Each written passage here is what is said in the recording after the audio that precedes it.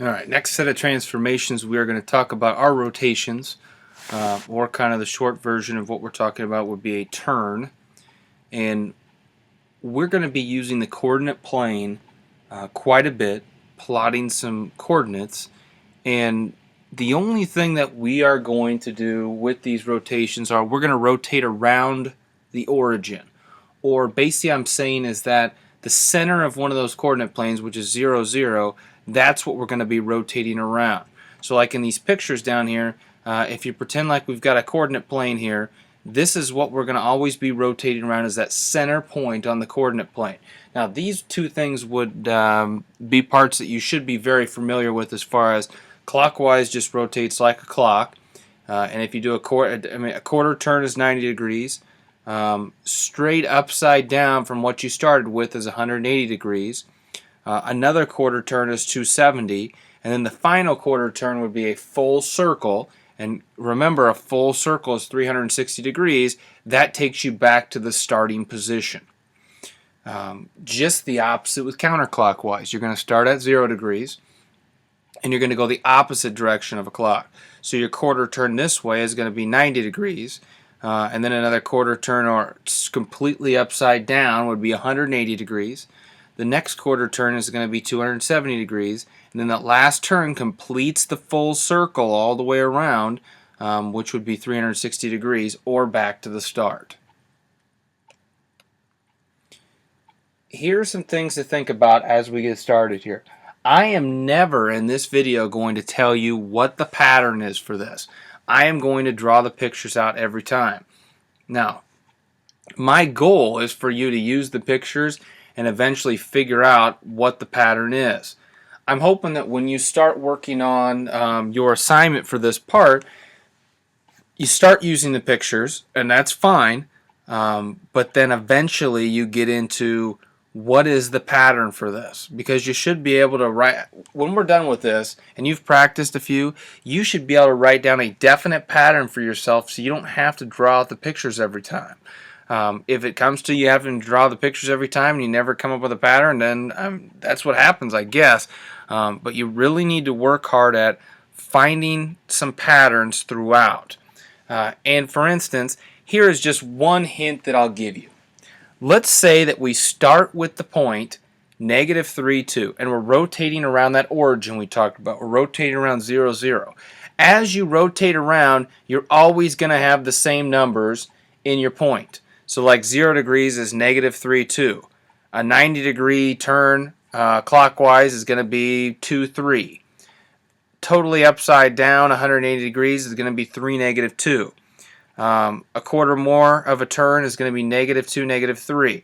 So if you kind of notice, and this is kind of your hint to get you started, anytime we make a rotation around the origin of a point or a collection of points, they're always going to have the same numbers in them. This has a 3 and a 2, a 3 and a 3 and a 2, a 3 and a 2, a 3 and a 2. They're just going to be in different positions, and some will be negative and some will be positive depending on where they are on the coordinate plane. So here's how we're going to get started. I am going to put the just a starting point down. Okay, I'm going to put -6, +3. Okay, and I'm going to show you how we can get started with this and hopefully not make it too difficult. The other thing is, on my graph paper, I'm going to put a dot on the origin right here. Okay, that's what we're rotating around. So if you can kind of imagine how this is going to work, a clockwise would be it's just like basically a circle around the origin, where 90 degrees is going to be somewhere over here, 180 degrees is going to be somewhere down here, 270 is going to be somewhere over here, and then back to the start, full circle. Or if we went counterclockwise, 90 degrees would be somewhere down here, 180 would still be completely upside down here, and then 270 would be another turn over here.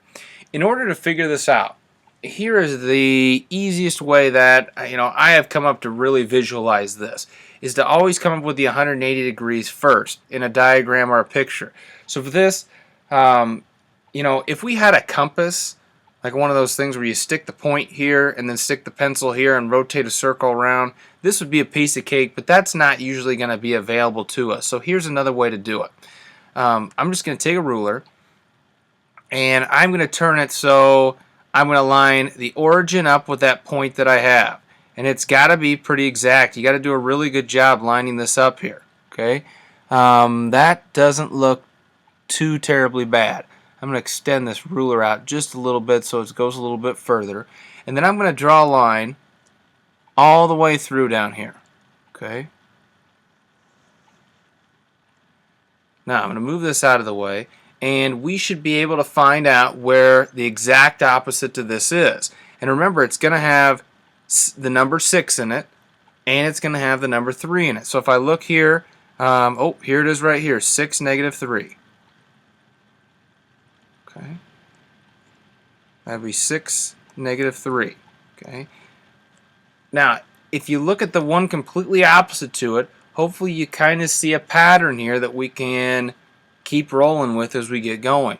Now, to find the 90 degrees and the 270 degrees, I'm going to turn this again, and I'm going to make this completely perpendicular to this line. Okay. In order to do that, you're going to have to try to, like this 7 right here, I'm going to have to use that to make sure it's straight through this line, so I make sure that it forms a complete 90-degree angle. So if I do this, that looks like it might be a little bit off here. I got to make sure that my ruler is straight. Let's see here. And if you're not exactly right with this, it usually still will work out for you, just because you know that these two numbers have to be in it. That looks pretty good. If I scroll it down a little bit here, you can kind of see how that line, that hash mark right there is going straight through that line. So I'll move it back up to the origin. Now I think I've got it perpendicular.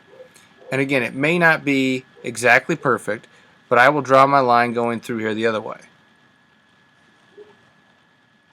And just keep in mind, you've got to have the 6 in there, and you've got to have the 3 in there. So if I look up here, looks like here's a 3 and a 6 right here. Okay, I'll make that a point. And then down here, I will make that a negative 3 and a negative 6 right here. Now, if you look at what we have, we've got this kind of T-shaped thing, and if you can imagine, we could draw a circle all the way around this. Okay, meaning this is going to be our 0 degrees. That's our starting point they gave us. Depending on which way we're going, if it's clockwise, this would be our 90. And I can label that for you. That's 3, 6. This could be our 180 down here. That was 90 degrees. That was 180 degrees. This could be our 270. That would be negative 3, negative 6. And then back to 0 would complete it to get back to 360 degrees. That's if we were going clockwise with this. So if the question was, if we have the point negative 6, 3, and we want to go clockwise 180 degrees. Now that I have my diagram, this is a piece of cake.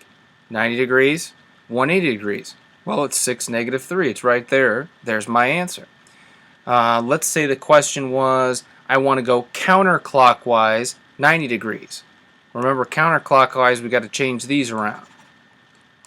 Because counterclockwise is moving this way, and then that would be our 90 degrees, 180, and 270. So if my question was, what is counterclockwise if I start at negative 6, 3, counterclockwise 90 degrees, that's going to be right down here at negative 3, negative 6. Now, you should get a real good feel for how these numbers look and the relationships between them.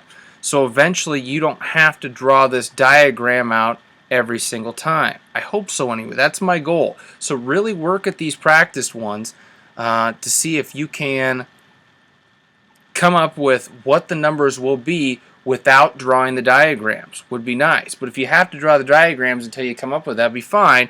The only hint that I'm giving you is, in this one right here where we have negative 6, 3, you always know there's going to be a 6 in it somewhere, and there's going to be a 3 in it somewhere else. All right, let's try another one here. Let's start us off down here. We've got, let's put the point at, how about negative 8 and negative 2. Okay, -8, -2. This is going to be our starting point, our 0 degrees. And like I said, I think that it always helps until you figure out what you're doing to always draw that full diagram on there, and that's what I'll do. I'll put the origin right here. Now we can always get 180 because it's going to be 180 is always the opposite. So if I can get a line perfectly through this dot and my origin, it's going to be easy to come up with where my 180 degrees is. And you guys won't have this much trouble because you'll have an actual ruler, which will probably work a little bit better than this. But for now, this is going to be good enough. Okay, so that should be pretty good. So let's draw a line, and again, it may not be perfect where it crosses at just because my ruler may not be lined up perfectly, but I know that I have to have an 8 in it, and I have to have a 2 in it somewhere. Okay. So if I go through there, I'm looking for an 8 and a 2, and probably the closest one I have, I mean, and you could just use common sense here. I mean, this is going to be a positive positive. 2, 8 is up here. It's nowhere close to my line, so I probably want 8, 2, which is going to be right here. Okay, so that would be my exact opposite. So that's going to be 180 degrees no matter what, because even if you go clockwise or counterclockwise, 180 degrees is always across from each other.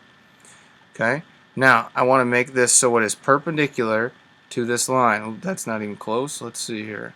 Remember, perpendicular is just making a right angle. Okay, that is probably not going to be too shabby there. Okay, I'm going to slide it down a little bit to see.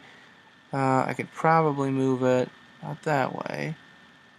Maybe, yeah, that's probably going to be pretty good. And again, it doesn't have to be perfect, but try to make it so it's a right angle as much as possible. And you know, another hint that you might want to use is, you know, maybe this actually works out better. Let me try this here. Maybe we want to use a protractor. You know, that's something that we could use here. Well, that's a full protractor. I don't need that.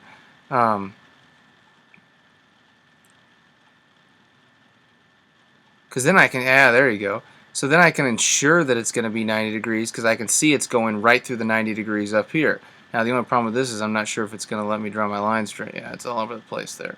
But anyway, if I drew my line following this thing, yeah, I think the other thing worked out better, but at least we knew it was a 90 degree angle. Now if I move this thing out of the way, we know it's got to have an 8 and a 2 in it somewhere. So this looks like this is going to be -2, +8, which is going to be right there. And this is probably going to be 2, -8. Right there. So I can write those on there. -2, +8. And then we have 2, -8. Alright. Now I can, once I've drawn this diagram on here, I can answer any question that I want because I've got everything on there. No matter what question I get asked, I'll be able to answer it. Okay? So if my question is, if I'm starting at -2, -8, what would 270 degrees clockwise be? Okay, so I just need to start at my point and I need to go like a clock. 90, 180, 270. This would be 270 degrees clockwise. My answer is 2, -8. Now, if my question is, how about I go 180 degrees counterclockwise? I'm going to start here. I'm going to go like the opposite of a clock. 90 would be the first one, and then 180 would be right here. So my answer would be 2, 8.